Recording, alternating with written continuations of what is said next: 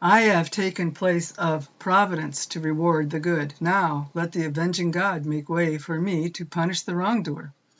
These are the words of the Count of Monte Cristo in the book about him, the Count of Monte Cristo, which is the book we're going to talk about today.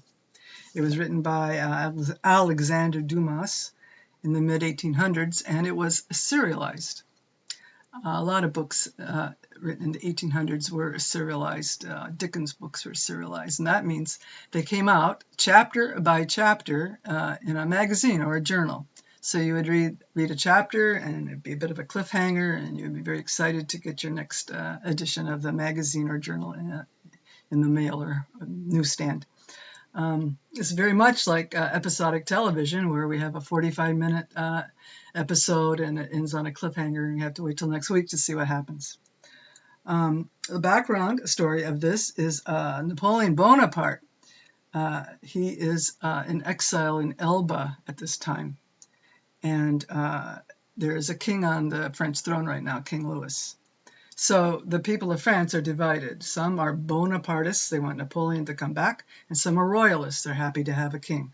So if you are a royalist, if you are a Bonapartist, you're considered a traitor, and vice versa. If you're for Bonaparte and you are wanting the king to stay, you are not a traitor at this time, because the king is on this throne, but it could change at any minute, and it does, because Napoleon does escape from Elba, and for 100 days or so he is back in power again. So all the traitor, patriot, they're flipped.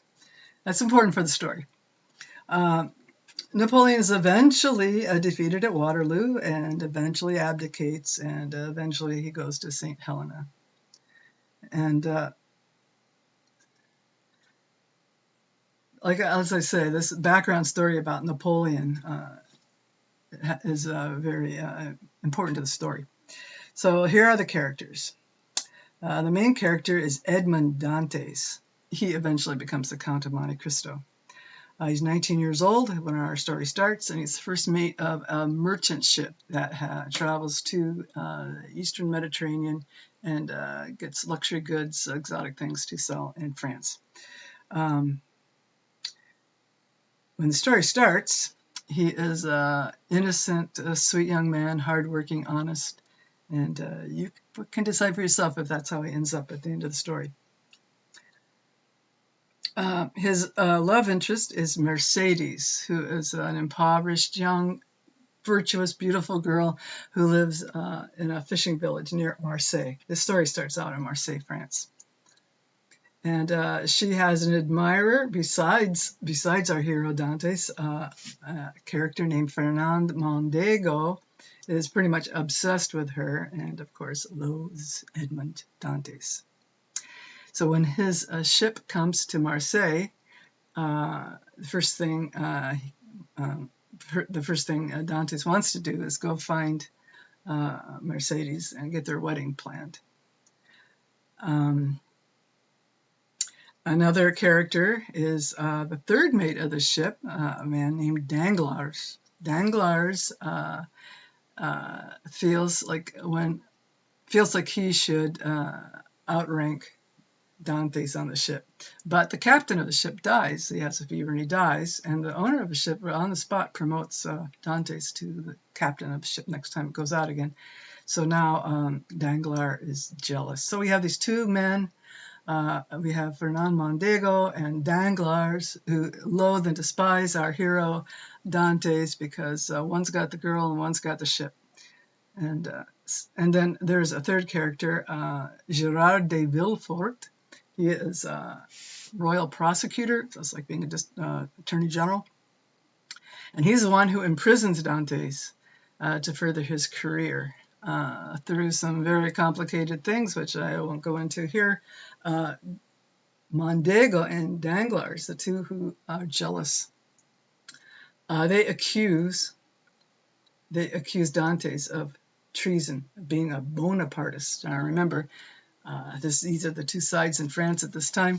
The king is on the throne, so to suggest that you're the person who wants to get Napoleon off of Elba and back in charge again, that would be considered treason. So they, through some shenanigans, they convince Villefort, remember he's like the district attorney, that Dantes is guilty of treason.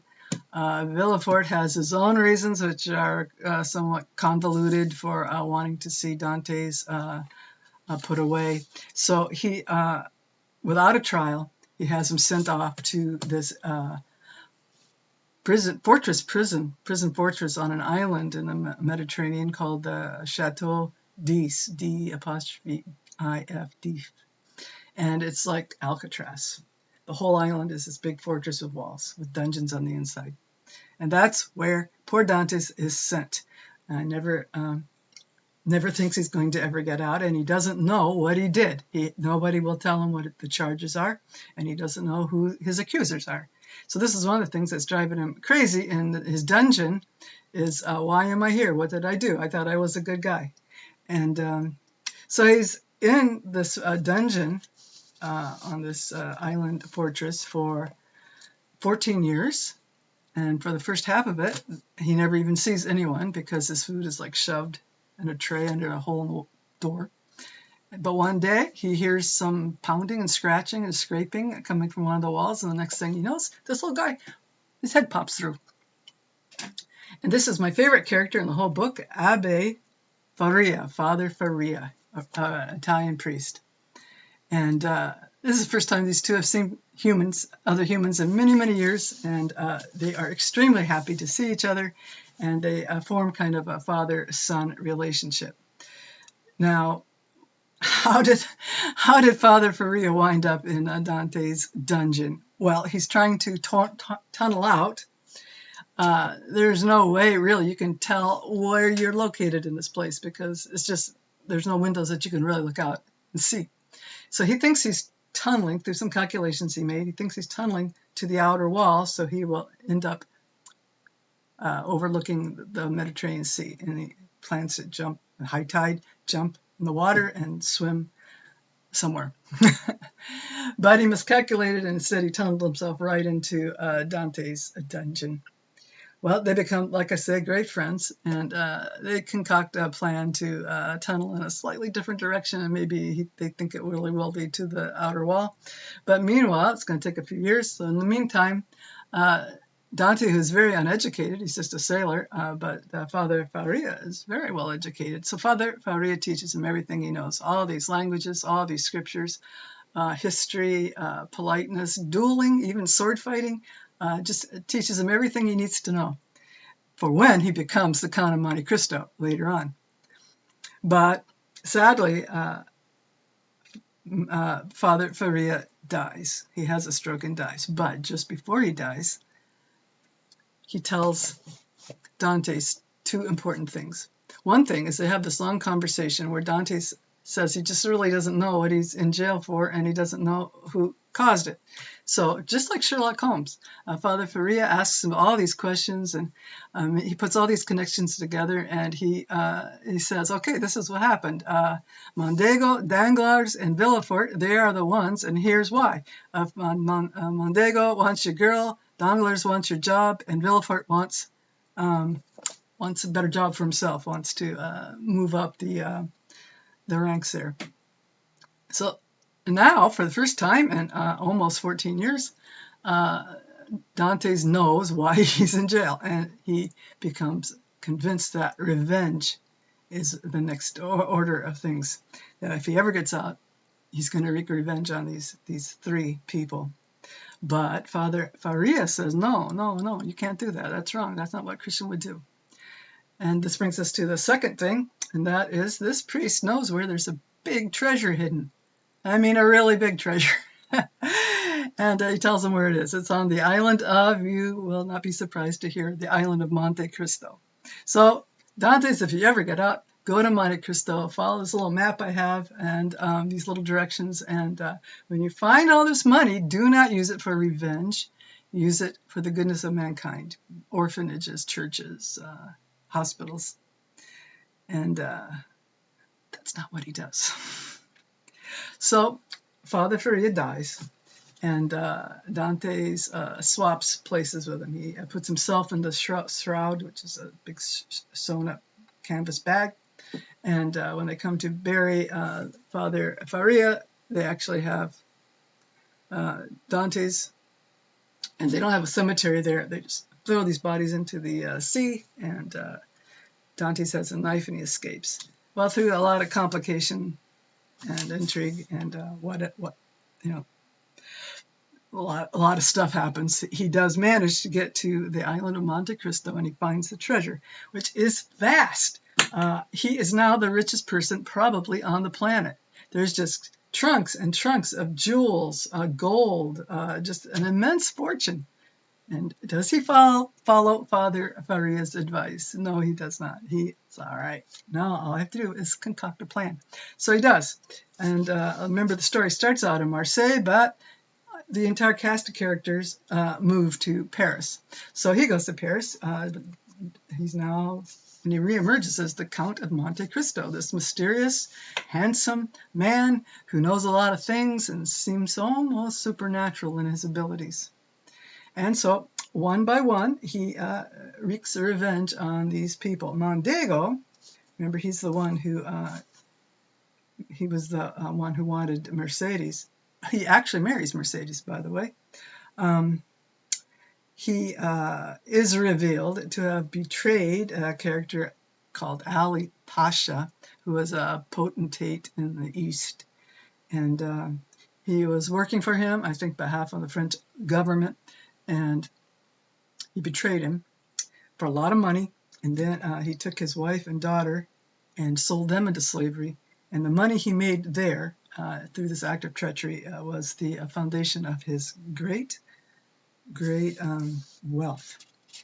So through many tricks and devious ways, so one of the things the Count does is he's a cook change artist. So he appears, that's one of these characters he's trying to torment. He appears sometimes as a priest, sometimes as an English count, sometimes as a character calling himself Sinbad the Sailor, and gives them information, and causes these characters, these three villains, to believe a lot of things that aren't true, because they heard it from the Count, but they think they're hearing it from trustworthy people like priests.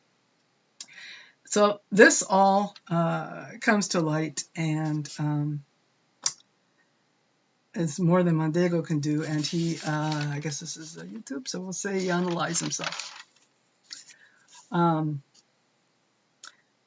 Villefort has a shady past as well. Remember, he's the district attorney guy. Way back, he had a baby with his lover. Actually, the lover turns out to be Danglars' wife, but that's an unnecessary complication, really. So they're in this mansion somewhere in the countryside outside of Paris. She has a baby. They look at the baby's dead. Oh, that's sad. So they put in a wooden box, and Villefort takes the baby out to the backyard and buries the baby. And he thinks the whole situation is over with, but he doesn't realize he has a witness. Somebody's watching him for other reasons. And a witness thinks Villefort must have buried some treasure. So he digs it up and, it's a baby. So but the baby's alive. The baby's not dead at all. So the baby, he gives the baby to a sister, I think it is, and she raises it up. This baby grows up into become a very unpleasant young man, and he becomes an unwitting character in the Count's complicated revenge plot. And then there's Danglars. Danglars, I should say Villefort goes insane, because this is all going to be found out. Not only about the baby, but another bit in the story I'm going to tell you about in a minute. There's something even worse than the baby. Danglars is a really wealthy banker. And the Count ruins him financially. He gives him false, by means of the French stock market, gives him false information and all these various characters he is. And so he completely loses all his money. But he doesn't die, and he's not driven insane. Now, back to Villefort. Now, why does he go insane? Because the story's bad enough. But his wife his wife has this little, they have a little boy. He's not a pleasant child, but he's still just a little kid. He's 5. And his wife is very anxious that this little child inherits the title, inherits all the money. But there's some people in the way. And so she poisons them all. She pretty much poisons the entire family. And so the Count, behind the scenes, kind of orchestrating this. He didn't, when he started thinking up all of his plans of revenge, he didn't realize there was a poisoner in the story. And by the time he realized who she was and what she was doing, she had poisoned the young boy and herself. And so the Count has about 3 seconds worth of self-reflection where he wonders as maybe he's gone too far.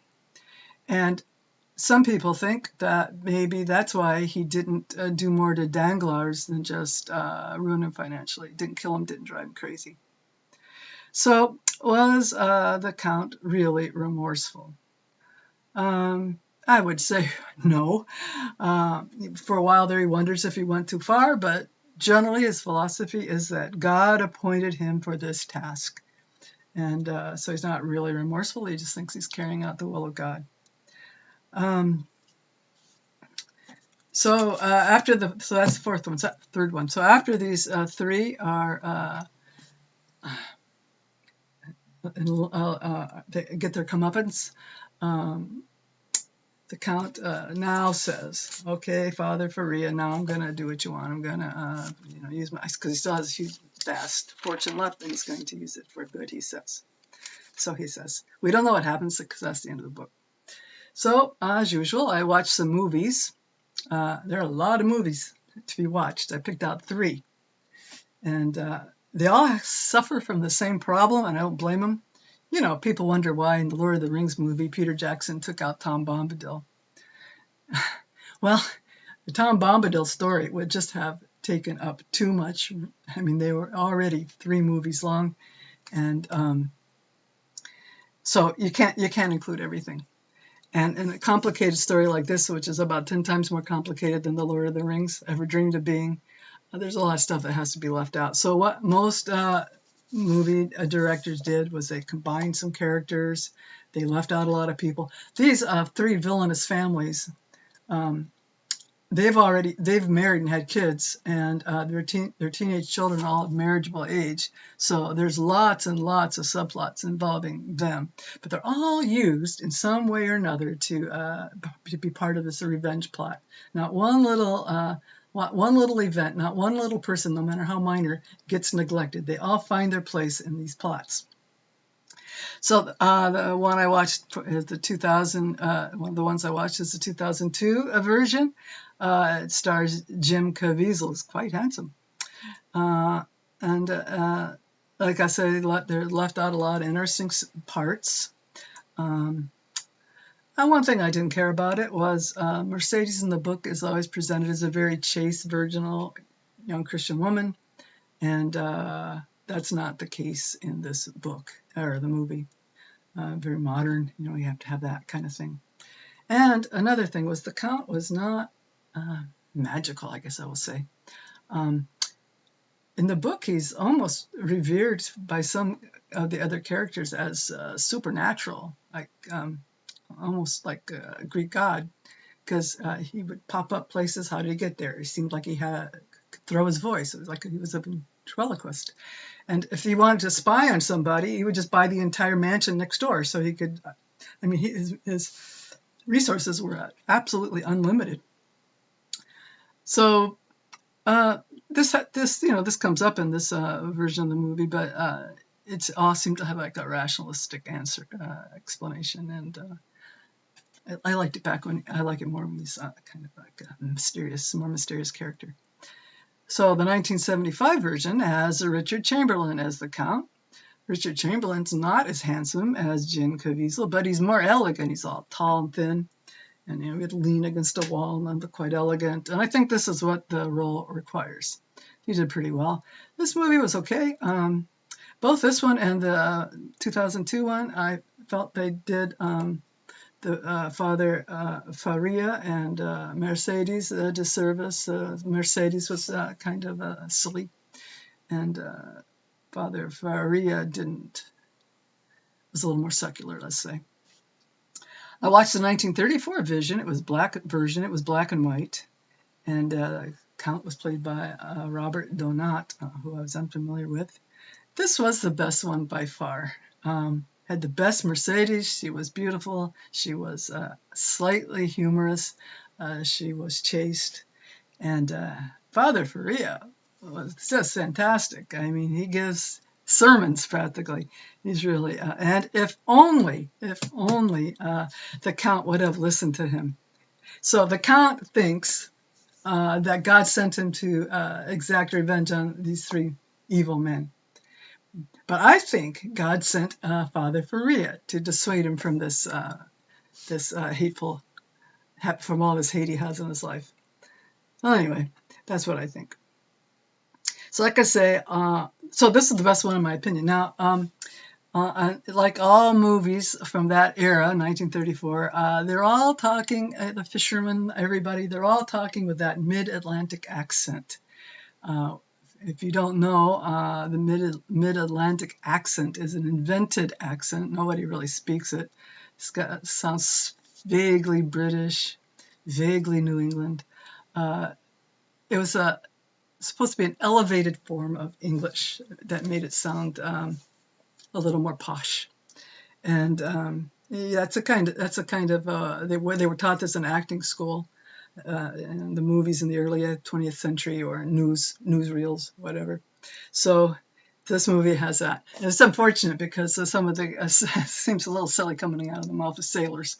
Another thing against this one is there's no poor people. The people lived in that fisherman's village, Mercedes and Mondego. They were wealthy people. They were aristocrats in this story. I don't understand what the point of that is.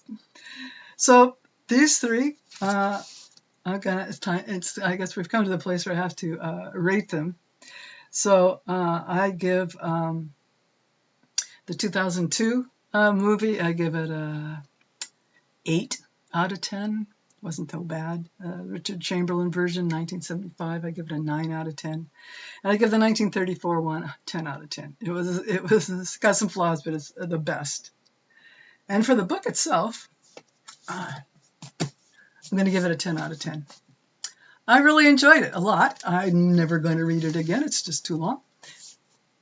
It's 1,400 and some pages. It was quite a project, and I think it was worth it though. When I make these videos, I always go and see what's happening in other channels, people who've read this book, and they all, of course, have to comment on the great size of it, how long it is. And there's even one comical video of a young woman getting her copy in the mail from Amazon. She opens up and thump, throws this huge thing out.